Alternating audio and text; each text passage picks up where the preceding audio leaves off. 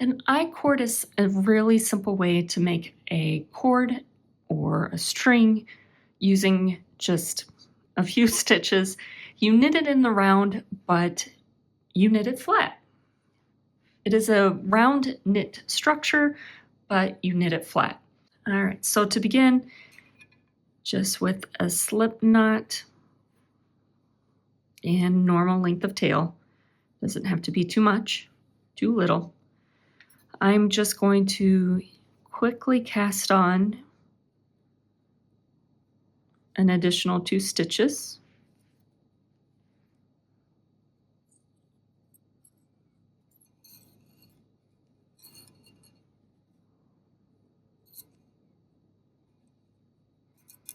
All right.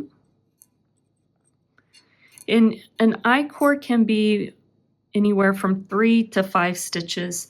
The number of stitches you have is the width of that cord. And all you do is for the first is go ahead and knit those 3 stitches. Nothing too complicated.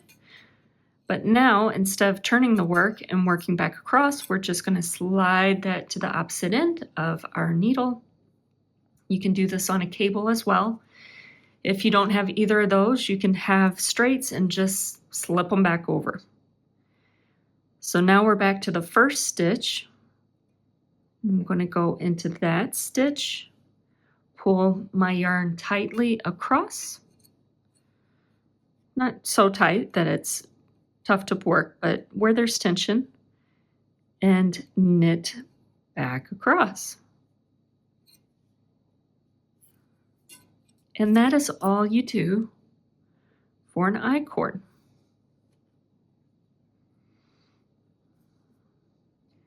Now you could begin this as a provisional cast on so that you could Kitchener stitch at the end and have it consecutive. I just did a quick little cast on, and then whenever you weave in that tail end, you can close that up. But you keep going however many rows you need to make your desired length.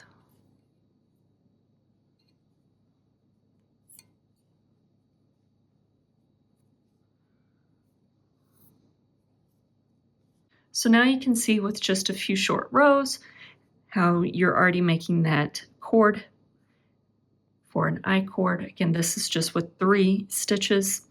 You can use this for drawstrings or pulls or laces, make bows out of it. You can even now attach this onto your finished project for a finished edging. But keep watching, I'll show you how to make the edging and attach it all at once with an applied I-cord. For an I-cord bind off, I've gone ahead and knit this little sample, and I have my stitches that I need to be bound off. Now I want to add on my stitches for the number of I-cord edgings. I'm going to go ahead and do 3 stitches for the I-cord.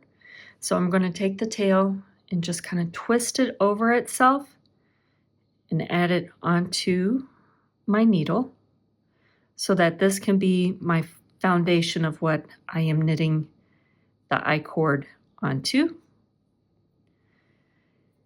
And then all you do is knit the first 2 stitches. And then I'm going to knit the next 2 together through the back loops, slide those off, and pass them back to the left needle. And then we just keep repeating that, so knitting the first 2 stitches,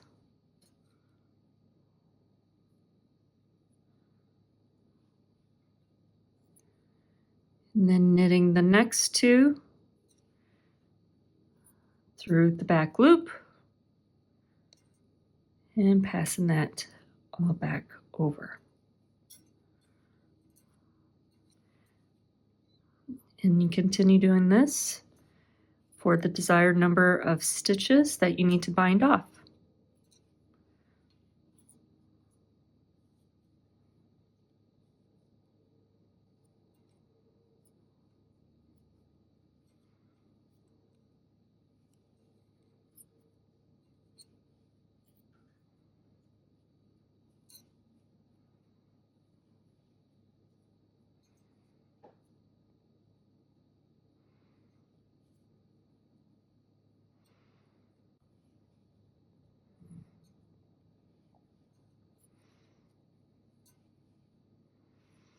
And that's the last stitch for my bind off. You can see it's a nice clean edge, nice bound off.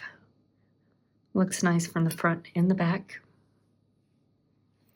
So now at the end, if you needed to end there, you would just take your tail and run it through these stitches and pull it closed. But let's say you're doing a blanket and you want to make this corner turn to go down the side edge. We need to add more width to this corner so that we can start moving along that side.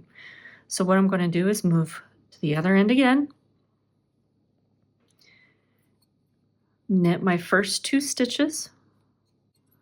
I'm going to pass that to the right. I'm going to come from behind where that corner is, that same stitch, slip my stitch back over, and now I'm going to knit those 2 together. Go back to the other side.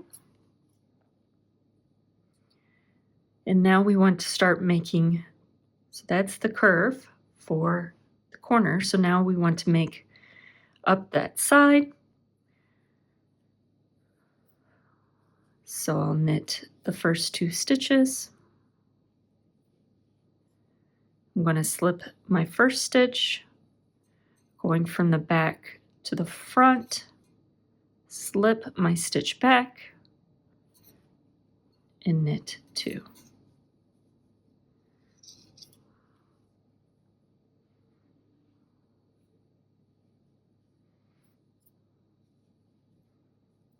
So knitting 2,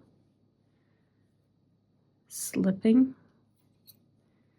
going into the next stitch. So you can, I go through that hole of the between the rows. You see the bars. I'm going to go right into the space because this is the one I just worked. So from the back side to the front in that space, catching that full stitch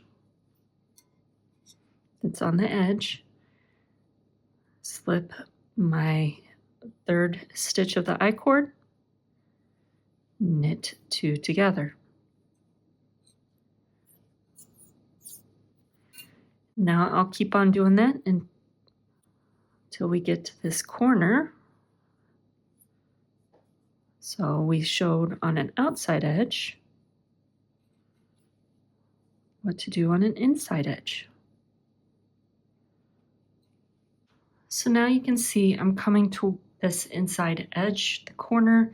So this may be on a neckline where you're coming and you have a sharper decrease, or maybe it's even a mitered angle on an Afghan edge or a decorative element that somehow makes an inside corner.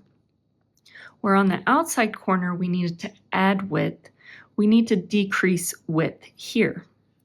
So what I'm going to do, slide my stitches down,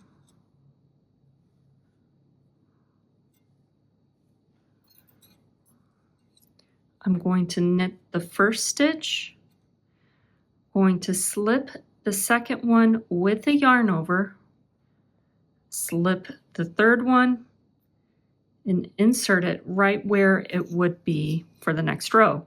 Now I'm going kind of 2 spots up because I know the height of my I-cord is going to cover this stitch.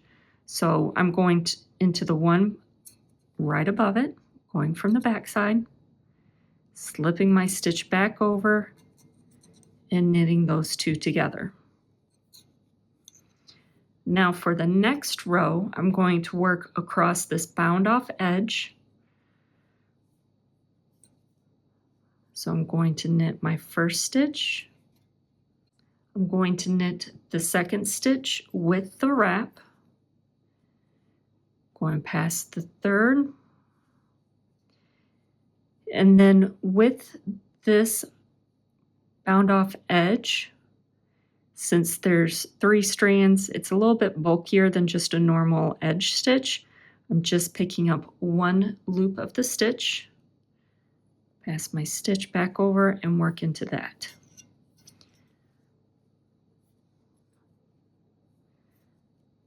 Work the next 2 stitches as normal. Pass my stitch.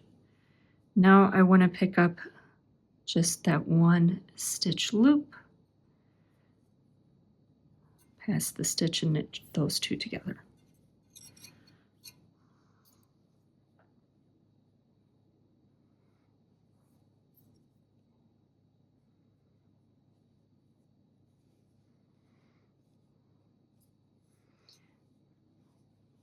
And you continue on down, picking up each of those stitches. And there you can see the inside corner edge, how it wraps around, nice and neat. And then continuing on, picking up those edge stitches from a bound off edge previously.